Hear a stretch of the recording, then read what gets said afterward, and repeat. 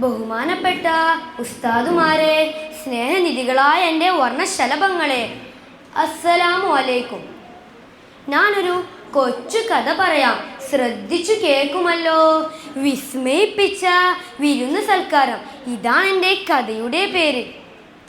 വിശപ്പ്, കൊടും വിശപ്പ്, അതിശക്തമായ വിശപ്പും സഹിച്ച് അവർ യുദ്ധമുഖത്ത് കിട്ടുങ്ങ് കീറുകയാണ്. ഈ രംഗം കണ്ട് ജാബിറുഖാന് ഒട്ടും സഹിച്ചില്ല. ജാബിറുഖാനു എന്ത് ചെയ്തെന്നു കൂട്ടുകാരെ? വേഗം ഒരു ആട്ടിൻകുട്ടിയെയും അല്പം ഗോതമ്പുമാവും സംഘടിപ്പിച്ച് തന്റെ വീട്ടിലേക്ക് മടങ്ങി. ഭാര്യയായ സുഹൈലാബിയെ വിളിച്ചു. സുഹൈല, ഓ സുഹൈല! പരിഭ്രമത്തോടെയുള്ള വിളി കേട്ട് വേഗം ഭർത്താവിന്റെ മുന്നിൽ വന്ന് നിന്നു. മുത്തുനബിക്ക് വിശക്കുന്നു, നീ വേഗം പോയി ഭക്ഷണങ്ങൾ ഉണ്ടാക്ക്. ജാബിറുഖാനു കത്തി മൂർച്ചയാക്കി ആടിനെ അറുത്തു. അതിവേഗം തിരുനബിയെ ക്ഷണിക്കാൻ അവിടുത്തെ ചാരത്തേക്ക് നീങ്ങി. പിന്നെ വീട്ടിൽ നടന്നു ഒന്നും ജാബിറുഖാനു അറിഞ്ഞില്ല. എന്താ സംഭവിച്ചതെന്ന് കൂട്ടുകാരെ? ജാബിറുഖാനു ആടിനെ അറുത്ത രംഗം തൻ്റെ 4ഉം 2ഉം വയസ്സുള്ള പിഞ്ചു മക്കൾ നോക്കി കണ്ടിരിക്കുന്നു. മൂത്തവൻ അനിയനോട് ചോദിച്ചു, അനിയാ, ഉപ്പ ആടിനെ അറുത്ത പോലെ ഞാൻ നിന്നെ അറുത്തോട്ടെ? എന്താ അറവെന്നോ എന്താ മരണമെന്നോ ഒന്നും നിശ്ചയമില്ലായിരുന്നു. പിഞ്ചു മക്കളാണല്ലോ അവർ. അങ്ങനെ മൂത്തവന് ഇളയമകനെ മലർത്തി കിടത്തി അറുക്കുകയാണ്. സുബ്ഹാനല്ലാഹ്! തന്റെ പിഞ്ചു കൈത്തിൽ നിന്ന് നക്ഷത്രപ്പൂക്കൾ പോലെ രക്തം ചാലിട്ടൊഴുകി. വേശികൾ വലിഞ്ഞു മുറുകി. അടയാൻ പോകുന്ന കണ്ണുകളിക്കാക്കെ ദയനീയമായി നോക്കി. എന്തു ചെയ്യണമെന്നറിയാതെ മൂത്തവൻ അവിടം വിട്ടോടുകയാണ്. ഓടുന്നിടയിൽ മറ്റൊന്നും കൂടി സംഭവിച്ചു. അവിടെ ഉണ്ടായിരുന്ന കത്തിയിലേക്ക് തെന്നി വീണു. ഇന്നാലില്ലാ, ജ്യേഷ്ഠനും ഈ ലോകത്തോട് വിട പറയുകയാണ്. മരണത്തിന്റെ ഇരുകൾ നിറഞ്ഞ പാതയിലേക്ക്.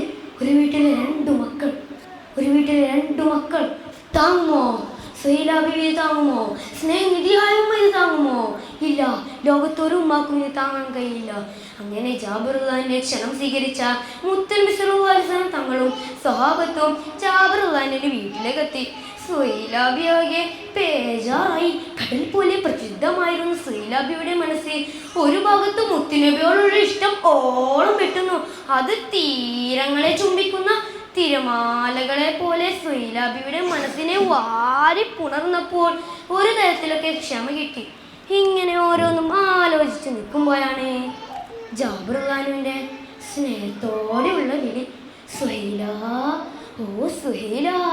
ആ വിളി കേട്ടതോടെ സുഹൈലാബിയുടെ മനസ്സിനൊരു കുളിരി. മുത്തുനബിയോടുള്ള പ്രേമത്തിൻ്റെ കുളിരി. മുത്തുനബിക്ക് കഴിക്കാൻ ഭക്ഷണം എടുത്തേക്കുകയും മുത്തുനബി കഴിക്കാനിരിക്കുമ്പോഴും മുത്തുനബി ഒരു ചോദ്യം, എവിടെ ജാബിർ, നിന്റെ മക്കൾ? ജാബിറുഖാനു സുഹൈലാബിയോട് ചോദിച്ചു. വീശിയമാറ്റം പല തരത്തിലും സുഹൈലാബി ശ്രമിച്ചു. ഒന്നും നടന്നില്ല. വീണ്ടും വീണ്ടും ആ ചോദ്യം ആവർത്തിക്കുകയാണ്, എവിടെ ജാബിർ, നിന്റെ മക്കൾ? അവസാനം സുഹൈലാബി വ്യാസത്യം കത്തകത്തോടെ പറയുന്നു. കണ്ണീരിൽ കുതിർന്ന ജാബിറുഖാനു വിഷയങ്ങളെല്ലാം മുത്തുനബിയോട് അവതരിപ്പിച്ചു. മുത്തുനബി സ്വല്ലല്ലാഹു അലൈഹി വസല്ലം പറഞ്ഞു, ഞാൻ തന്നെ അവരെ വിളിക്കാം. ജാബിറിന്റെ 2 മക്കളെ വരൂ, അത്ഭുതം, അത്യാത്ഭുതം! ചോരയിൽ കുളിച്ച ആ 2 മക്കളും ഇതാ അനുസരണയുള്ള മക്കളായി വരുന്നു. അവരുടെ കണ്ണുകൾക്ക് അത് വിശ്വസിക്കാനേ കഴിയുന്നില്ല. മുത്തുനബി സ്വല്ലല്ലാഹു അലൈഹി വസല്ലം വിളിച്ചാൽ വരുമല്ലോ. അങ്ങനെ വിസ്മയം തീർത്ത ആ വിരുന്ന് സൽക്കാരത്തിന് ജാബിറുഖാന്റെ വീട് സാക്ഷിയായി. പ്രിയപ്പെട്ടവരെ, കൂട്ടുകാരെ, ആരംഭപ്പോയിലൂടെയുള്ള അതിരുകളില്ലാത്ത സ്നേഹം നമുക്ക് ഈ കഥയിലൂടെ വായിച്ചെടുക്കാമല്ലോ.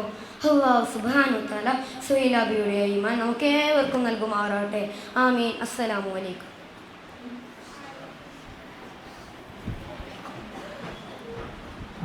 Next to go.